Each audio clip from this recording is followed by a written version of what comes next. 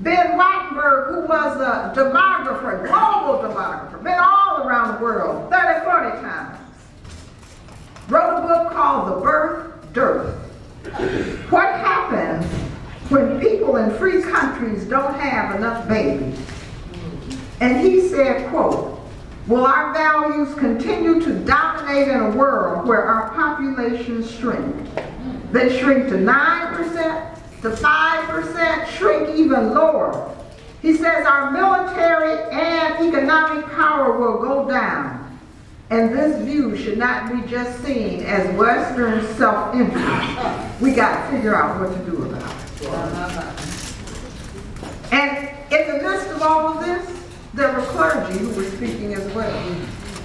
And so Bishop Falk and his brand of Christendom created what was called kingdom theology or dominion theology. And this is what Bishop Falk and his people said, that we need a necessary theology that, quote, allows us to set up a network by which we can spread propaganda so that the systems of the world will collapse because of their inability to survive, and what will be left will be a system the church has built, a Christian culture that will have dominion over the world. And therefore we can burn the Holy Quran because we are practicing dominion theology.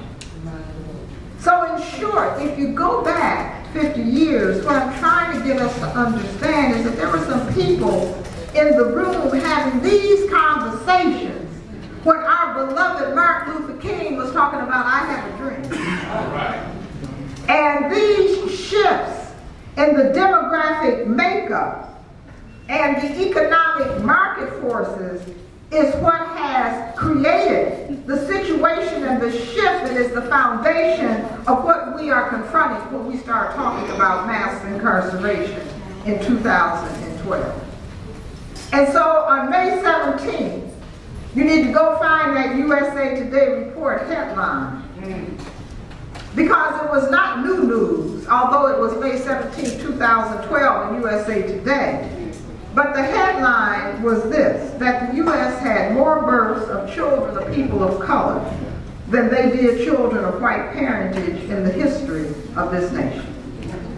In other words, this country now realizes what they predicted 50 years ago, that the browning of America has taken place. So what we were able to connect in London is that what we're talking about right here is not just about Florida. As Reverend Michael said, it's not just about this nation, but indeed it's about the world. It's about the conversation around security and safety as the big tent idea in terms of immigration, in terms of terrorism, in terms of the war on drugs, in terms of what it means to live in a safe zone where we are, when we are surrounded by people who don't look like us. And so we can, with intentionality, fund voter suppression. Because when you have one man, one vote, one woman, one vote, and the majority of the population is not looking like we want it to look, then we all predict that they may be taking down that Statue of Liberty pretty soon because the wrong people are coming. That saying at the bottom of it, we welcome your poor and your tired, no, the wrong poor and the wrong tired are coming. And so the advantage and the strategy is one of divide and conquer. It's a divide and conquer strategy of the haves and the have-nots. A divide and conquer strategy of the blacks and the Hispanics and the working class whites. But that's not a new divide and conquer strategy. That's what happened in 1863 and 1865. We need to understand this. In the book Jubilee, Sister Margaret's novel, she creates a scene where the black girl had gone up north to get educated from Mississippi. She comes back with her college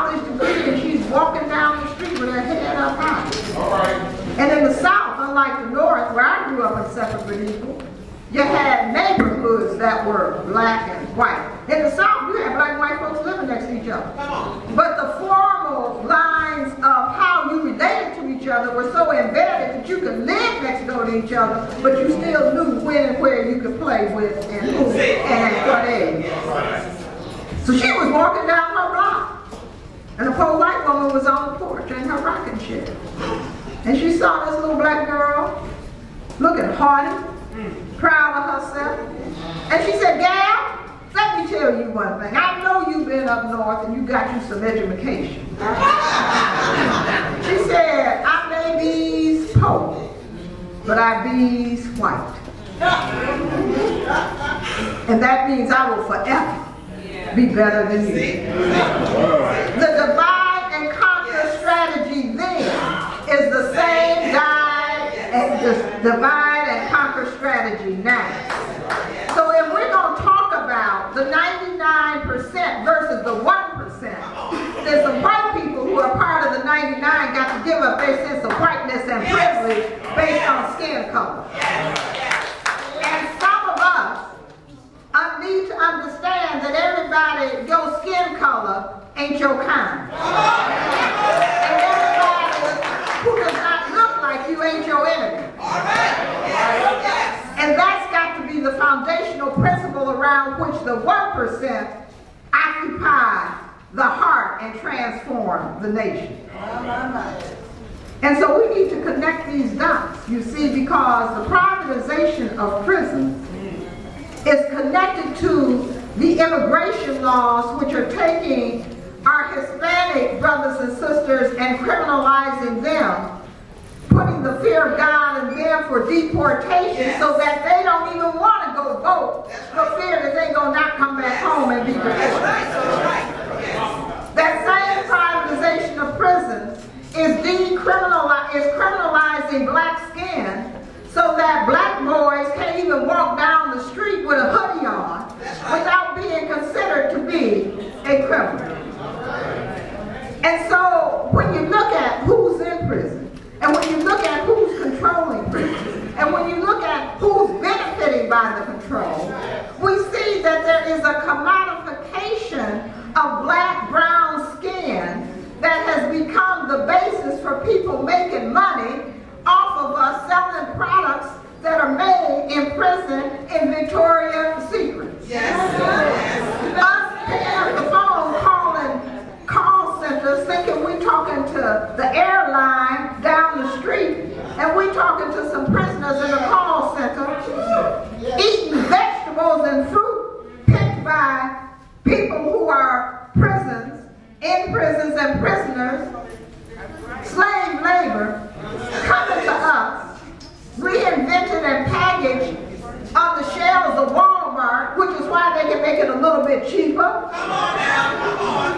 And then we say, because we have not fed our mind, bodies, and spirits, that we're going to go to Walmart because we can save a few dimes.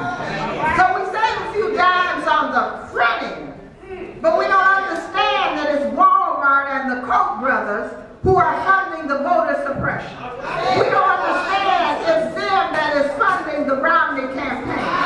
We don't understand it's Allen, and it's them that's funding the privatization of schools and the privatization of prisons. So we got a lot of work to do, y'all. We got to feed the mind, the body, and the spirit, and connect those dots so that our people won't be acting out of ignorance.